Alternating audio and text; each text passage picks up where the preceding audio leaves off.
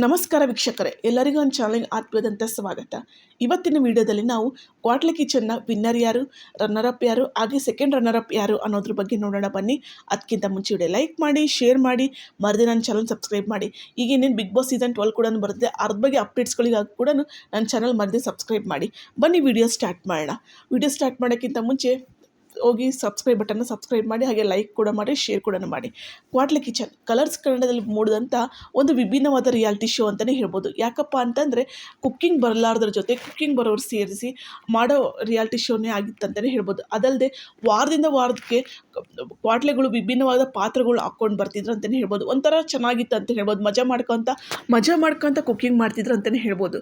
ಅದಲ್ಲದೆ ಇರದಲ್ಲಿ ಈ ಸೀಸನ್ನ ಅಂದರೆ ಕ್ವಾಟ್ಲೆ ಕಿಚನ್ ಸೀಸನ್ 1ನ ವಿನ್ನರ್ ಯಾರಪ್ಪ ಅಂತಂದರೆ ಅದು ಬಂದು ರಘು ಹಾಗೂ ತುಕಾಲಿ ಸಂತೋಷ್ ಅವರು ಕ್ವಾಟ್ಲೆ ಕಿಚನ್ ಸೀಸನ್ 1ನ ವಿನ್ನರ್ ಆಗಿದ್ದಾರೆ ಅಂತ ಹೇಳ್ಬೋದು.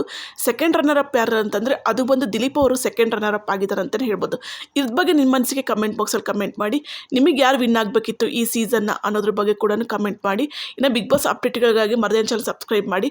ವಿಡಿಯೋ ಇಷ್ಟ ವಿಡಿಯೋ ಲೈಕ್ ಮಾಡಿ, ಶೇರ್ ಮಾಡಿ, ಮರದೇ ಚಾನಲ್ ಸಬ್ಸ್ಕ್ರೈಬ್ ಮಾಡಿ ಇನ್ನಷ್ಟು ಅಪ್ಡೇಟ್ಗಳಿಗಾಗಿ. ಬಾಯ್.